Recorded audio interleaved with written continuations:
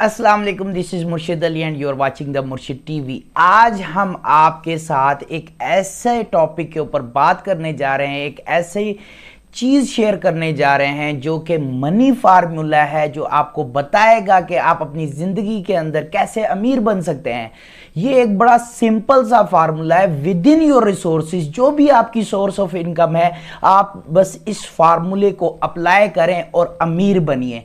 तो ये अमीर बनने का फार्मूला आज इंशाअल्लाह ताला हम आपके साथ शेयर करेंगे।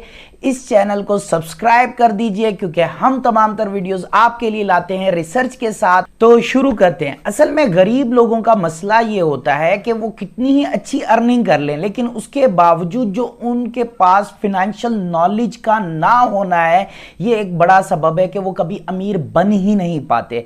हत्ता कि अगर एक गरीब शख्स भी 1 लाख रुपए की इनकम कमा रहा है और एक अमीर शख्स भी 1 लाख रुपए की इनकम कमा रहा है, तो हम गरीब को गरीब किस तरीके से कह रहे हैं? तो बुनियादी वजह है कि वो किस तरीके से उस इनकम को खर्च करता है और हमेशा जिस हालत के अंदर वो पहले मौजूद होता है उसी हालत में रहता है। आइए हम इसको फर्दर मोर डिस्क्राइब करते हैं। असल में गरीब इंसान काम करता है और काम करने से अपनी एक इनकम जनरेट करता है। ये जो साइकिल उसका बनता है, उसके अंदर इनकम जनरेट हुई, वर्क किया, इनकम जनरेट हुई, यानी कि पैसा आया। पैसा आने के बाद वो ऐसे एसेट्स में खर्च करता है, ऐसी चीज़ों के अंदर अपना पैसे को खर्च करता है जो कि एक्सपेंसेस से ज़्यादा कुछ नहीं होते। और फिर उन चीज़ों को मेंटेन करने के लिए, जैसे कार खरीद ली, कार तो खुद एक एक्सपेंस है, तो उसको मेंटेन करने के लिए उसको और ज़्यादा इनकम की ज़रूरत पड़ती है और वो फिर और ज़्यादा काम करता है और फिर पैसे जमा करता है और फिर उस एसेट्स पे की मेंटेनेंस पे खर्च करता है और इस तरीके से उसका साइकिल चलता रहता है। वो इनकम जनरेट करता जाता है और इसी चक्की के अंदर पिस के आखिरकार वो मर जाता है। ये सिंपल सा प्रोसेस है कि एक गरीब आदमी गरीब क्यों रहता है, बल्कि वो उससे नीचे तो चला जाता है लेकिन ऊपर नहीं आ पाता।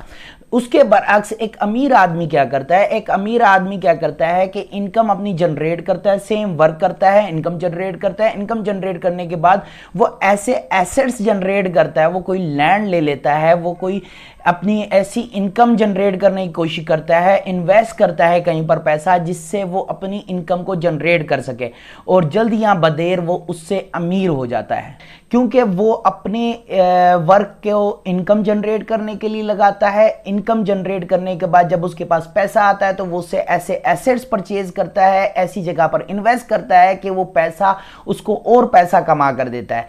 और जब वो पैसा और पैसा कमा कर देता है तो उससे वो इस किस्म की लग्जरीज खरीदता है, ऐसी चीज़ें खरीदता है, ऐसे एसेट्स खरीदता है जो उसका एक्सपेंस क्रिएट करते हैं।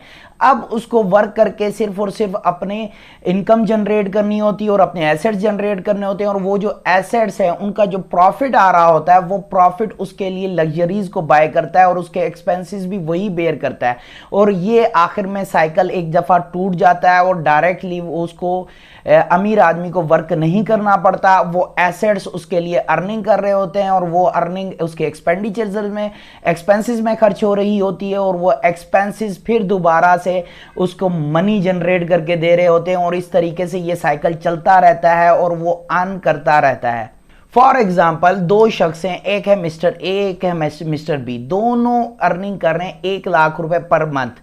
लेकिन मिस्टर ए क्या करता है? वो 1 लाख रुपए में से 20% अपने डायरेक्टली इन्वेस्ट सेविंग करता है और थ्रू आउट द ईयर 20% वो सेव करने के बाद पूरे साल के अंदर 2,40,000 रुपए वो सेविंग करता है और उस सेविंग को वो क्या कर देता है कि इन्वेस्ट कर देता है और उसके ऊपर 2% का मुनाफा कमाता है। जबकि दूसरी तरफ मिस्टर बी है जो कि 1 लाख रुपए कमा रहा है, लेकिन उस 1 लाख रुपए में से वो कुछ सेविंग नहीं कर रहा, उसको तमाम तर अपने स्टैंडर्ड के ऊपर, अपने लाइफ स्टाइल के ऊपर, अपनी लग्जरीज के ऊपर खर्च करता है और इस तरीके से दोनों की जिंदगी गुजरती रहती है।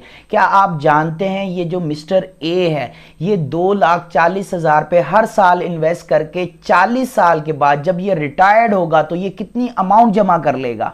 ये अप्रोक्सीमेटली 10 मिलियन इकट्ठा कर लेगा और 2% के हिसाब से अराउंड ये 2 लाख रुपए का प्रॉफिट भी अर्न कर रहा होगा। अगर ये उस वक्त कुछ भी काम ना करे तो ये 2 लाख रुपए का प्रॉफिट, वही जो अर्निंग इसकी पहली थी।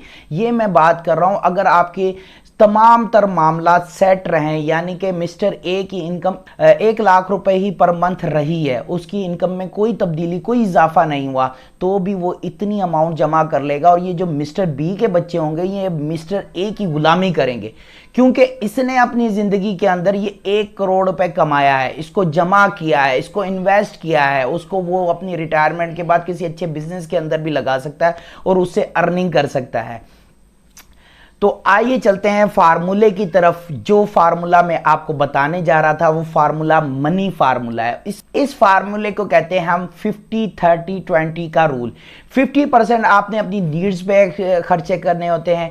अब आपकी इनकम का 50% क्या होगा, यानी कि कौन से एक्सपेंसेस होंगे। 50% के आपके जो एक्सपेंसेस होते हैं वो जो बुनियादी एक्सपेंसेस है, यानी कि रोटी कपड़ा और मकान, ये हर किसी की जरूरत है, हर किसी की नीड है। रोटी कपड़ा और मकान हर शख्स को चाहिए, तो ये बुनियादी जरूरियात हैं, इनके आप एक्सपेंसेस को कभी कट डाउन नहीं कर सकते। तो 50% आप इसके ऊपर खर्च कर सकते हैं।